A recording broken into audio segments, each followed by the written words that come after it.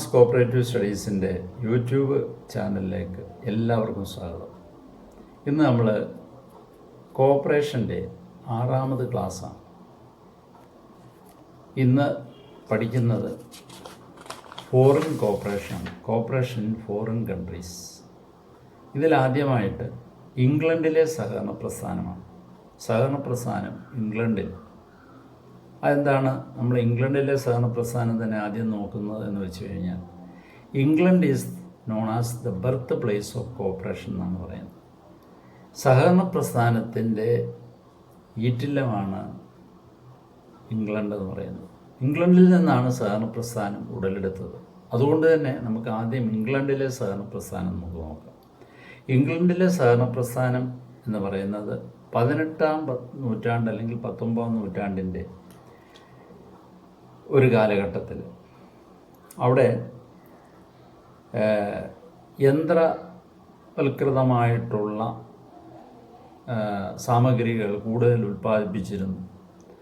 അല്ലെങ്കിൽ ഫാക്ടറികളുടെ ഉപയോഗം വളരെ കൂടുതലായിരുന്നു. യന്ത്രസാമഗ്രികളുടെ ഉപയോഗം കാരണം കൃഷി, അതുപോലെ തന്നെ വ്യവസായം എന്നീ മേഖലകളിലെല്ലാം സാധാരണക്കാരായ തൊഴിലാളികൾക്ക് തൊഴിൽ കുറഞ്ഞു വന്നു. തൊഴിലില്ലാത്ത ഒരു സ്ഥിതിവിശേഷം വന്നു. പട്ടിണിയിലോട്ട് അവർ പോയിക്കൊണ്ടിരിക്കുന്ന ഒരു കാലഘട്ടത്തിൽ, ഒത്തിരി വിഷമിച്ചിരുന്ന ഈ കാലഘട്ടത്തിൽ റോബർട്ട് ഓവൻ എന്ന് പറയുന്ന ഒരാൾ, അങ്ങനെയുള്ള റോബർട്ട് ഓവനെ പോലുള്ള പലരും ഉണ്ടായിരുന്നു.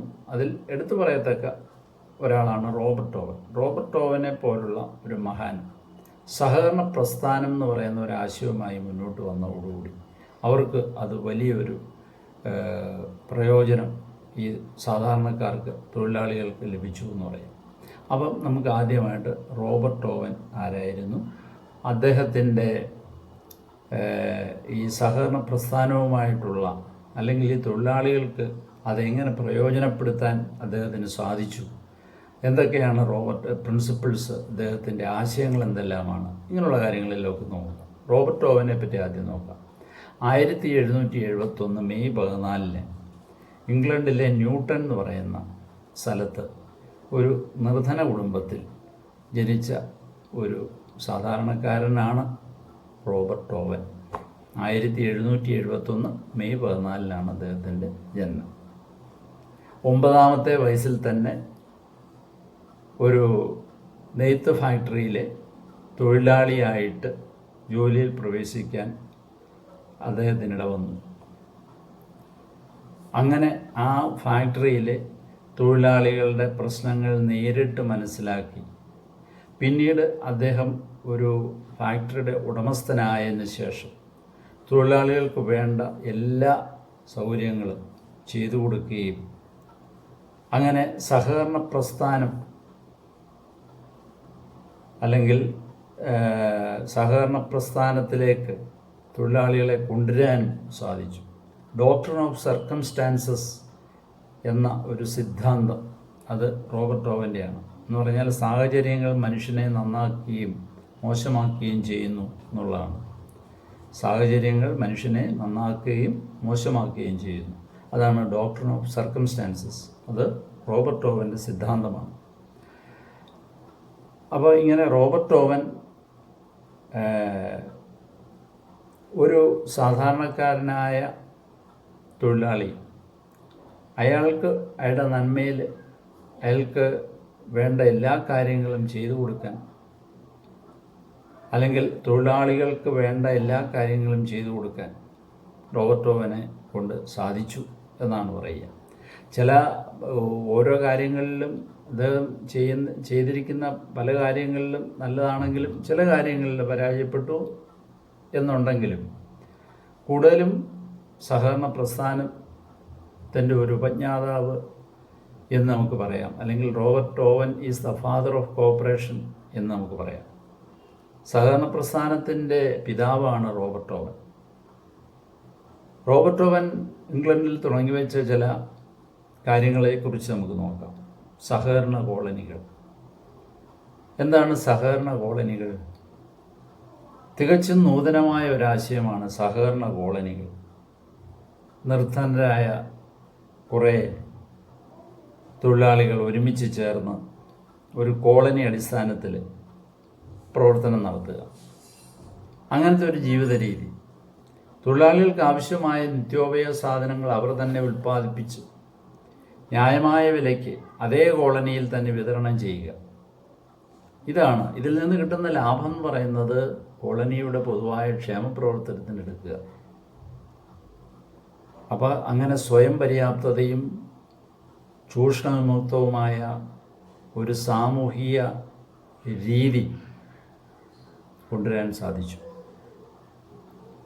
റോബർട്ട് ഓവൻ ഓർബിസ്റ്റൺ എന്ന സ്ഥലത്താണ് ആദ്യമായിട്ട് ഒരു കോപ്പറേറ്റീവ് കോളനി സ്ഥാപിച്ചത്.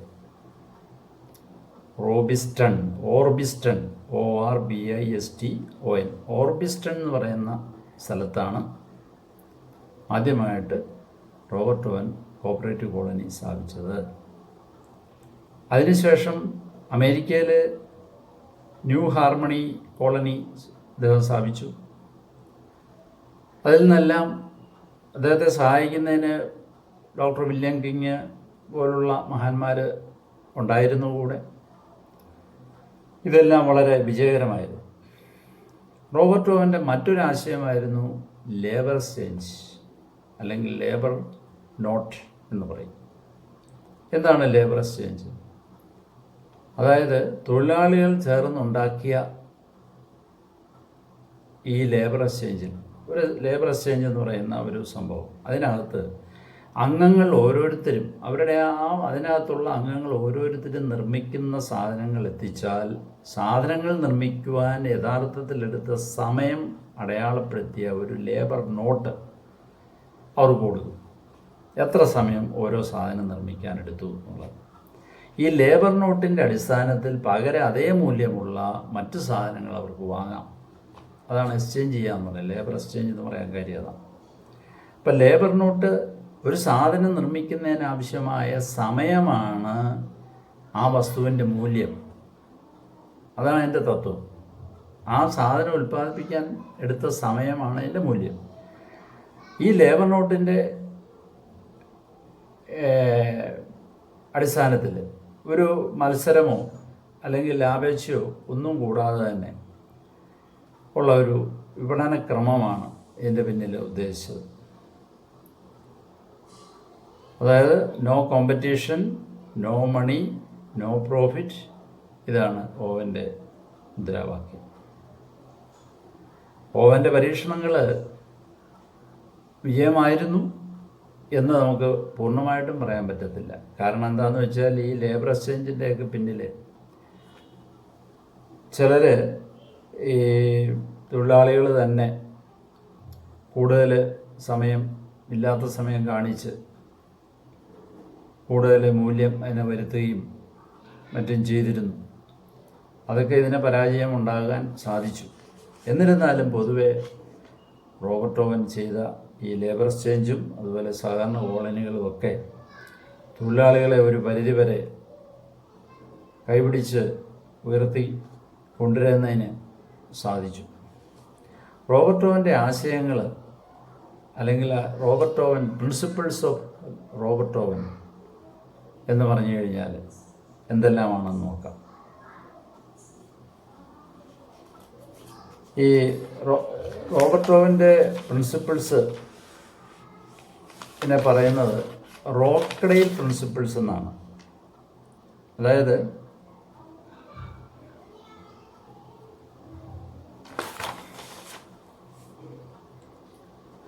റോക്ക്ഡെയിൽ പയനിയർ എന്ന് പറയുന്ന ഒരു സംരംഭം ചില തത്വങ്ങളുടെ അടിസ്ഥാനത്തിലാണ് അത് പ്രാവർത്തികമാക്കിയത്. അങ്ങനെ രൂപീകരിച്ചൊരു സ്ഥാപനമായത്. അതുകൊണ്ടാണ് റോക്ക്ഡെയിലിൻ്റെ തത്വങ്ങളെ റോക്ക്ഡെയിലിൻ്റെ സഹകരണ തത്വങ്ങൾ എന്ന് പറയുന്ന റോക്ക്ഡെയിൽ പ്രിൻസിപ്പിൾസ് 8 എണ്ണമാകും. അതായത് ഈ ഫ്രണ്ട്ലി സൊസൈറ്റീസ് ആക്ട്, ഇംഗ്ലണ്ടിലെ ഫ്രണ്ട്ലി സൊസൈറ്റീസ് ആക്ട് പ്രകാരം രജിസ്റ്റർ ചെയ്ത റോക്ക്ഡെയിൽ ഇക്വിറ്റബിൾ പയനിയേഴ്സ് സൊസൈറ്റി, ലോകത്തിലെ ആദ്യത്തെ സഹകരണ സംരംഭമാണ് Rochdale equitable pioneers society. Charles Howarth എന്ന് പറയുന്ന ആളായിരുന്നു ഇതിൻ്റെ പ്രസിഡൻറ്റ്. അപ്പോൾ സഹകരണ പ്രസ്ഥാനത്തിൻ്റെ ഒരു മാർഗരേഖയായിട്ടാണ് ഈ റോക്ക്ഡെയിൽ പ്രിൻസിപ്പിൾസ് വരുന്നത്. Toad Lane 1844 December 21 1844 December 21 Toad ലൈനിൽ ആരംഭിച്ച സംഘത്തിന് 28 അംഗങ്ങളുണ്ടായിരുന്നു. ആ അംഗസംഖ്യ അടുത്ത വർഷം അത് കൂടി 74 സംഘത്തിൻ്റെ ആദ്യകാലത്ത് തൊഴിലാളികൾ തന്നെ പരസ്പരം സഹകരണത്തോടെ വേതനം പറ്റാതെ സംഘത്തിലെ തൊഴിലും ചെയ്ത് ആ സംഘത്തെ വളർത്തി 1851 വേതനം പറ്റുന്ന ഒരു മാനേജരെ നിയമിച്ചു. 1852 സ്ഥാപനം സ്വന്തമായി ചില യൂണിറ്റുകൾ ആരംഭിച്ചു. അതായത് ഷൂ മേക്കിങ്, ടൈലറിങ് അങ്ങനെയുള്ള യൂണിറ്റുകളൊക്കെ ആരംഭിച്ചു. 1888 സൊസൈറ്റിക്ക് 1823 അംഗങ്ങളും 3.5 ലക്ഷം പൗണ്ട് ഷെയർ ക്യാപിറ്റലും ഉണ്ടായിരുന്നു. സ്ഥാപനം സ്വന്തമായി സ്കൂൾ നടത്തി. അതുപോലെ തന്നെ സഹകരണവും തൊഴിലധിഷ്ഠിത വിദ്യാഭ്യാസവും അതിലൂടെ പ്രചരിപ്പിച്ചു. ഈ സ്ഥാപനം 100-ലധികം ബ്രാഞ്ചുകളും 50,000-ലധികം അംഗസംഖ്യയുമുണ്ട്. അതിനുശേഷം 1888 ആകുമ്പോഴേക്കും റോക്ക്ഡെയിൽ മാതൃകയിലുള്ള നിരവധി കൺസ്യൂമർ സ്റ്റോറുകൾ ഇംഗ്ലണ്ടിൽ പ്രവർത്തിച്ചു വന്നു. ഇതാണ് ഈ റോക്ക്ഡെയിൽ സൊസൈറ്റിയുടെ ഒരു ഉത്ഭവം നമുക്ക്. അതുകൊണ്ടാണ് ഇതിനെപ്പറ്റി പറഞ്ഞത്. അപ്പോൾ ഈ റോക്ക്ഡെയിൽ പ്രിൻസിപ്പിൾസ് എന്ന് പറഞ്ഞാൽ എന്തെല്ലാമാണ്? തുറന്ന അംഗത്വം. ഒന്നാമത്തെ കാര്യം തുറന്ന അംഗത്വം. അതായത് ജാതി മത ഭേദമന്യേ ആർക്കും മെമ്പർഷിപ്പ് കൊടുക്കുക. അതിനകത്ത് യാതൊരു വ്യത്യാസവും ഇല്ല. അംഗത്വം നിഷേധിക്കുന്ന കാര്യമില്ല. എല്ലാവർക്കും അംഗത്വം കൊടുക്കുക.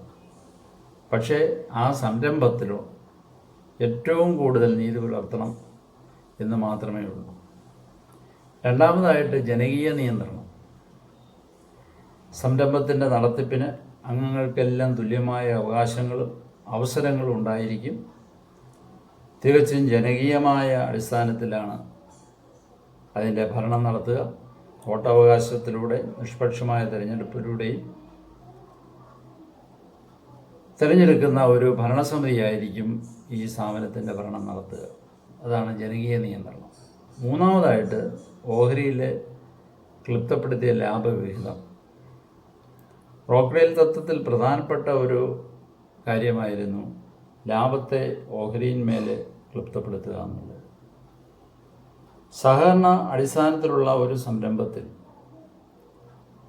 മൂലധനം മറ്റ് ഉൽപ്പാദക ഘടകങ്ങളെപ്പോലെ പരിഗണിക്കേണ്ട ഒന്നാണെങ്കിലും ലാഭത്തെ വിഭജിക്കുമ്പോൾ ഓഹരി തുകയുടെ അടിസ്ഥാനത്തിൽ നിയന്ത്രണങ്ങൾ ഏർപ്പെടുത്തണം എന്നാണ് ഈ തത്വത്തിലൂടെ പറയുന്നത്. നാലാമതായിട്ട് ഇടപാടുകളുടെ അടിസ്ഥാനത്തിലുള്ള ലാഭവിഹിതം.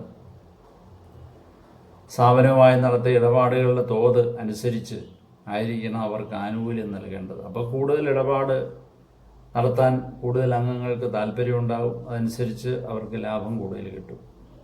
അടുത്ത കമ്പോള നിലവാരത്തിൽ ലൊക്കവൽപ്പന. റോബർട്ടോവിന് പറ്റിയ പരാജയം ഈ സൊസൈറ്റിക്ക് ഉണ്ടാകരുത് എന്നുള്ള ഒരു ധാരണയിലാണ് കമ്പോള വിലയേക്കാൾ കുറച്ച് സാധനങ്ങൾ വിൽക്കാനോ കടം കൊടുക്കാനോ റോക്ക്ഡെയിൽ തത്വം നിഷ്കർഷിക്കുന്നു.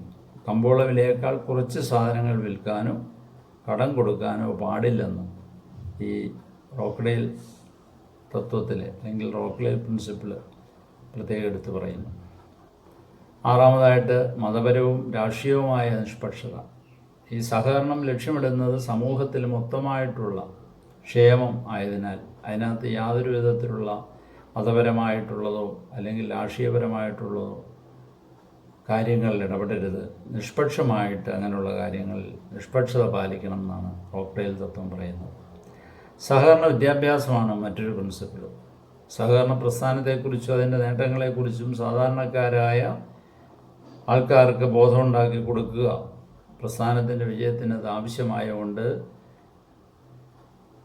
സഹകരണ വിദ്യാഭ്യാസത്തിന് റോക്കടയിൽ കൂടുതൽ പ്രാമുഖ്യം കൊടുത്തു. എട്ടാമതായിട്ട് അവസാനത്തെ പ്രിൻസിപ്പിൾ എന്ന് പറയുന്നത് ശുദ്ധവും മായം ചേർക്കാത്തതുമായ വസ്തുക്കൾ മാത്രമേ വിപണനം ചെയ്യാവൂ എന്നും അവർ നിഷ്കർഷിച്ചിരുന്നു.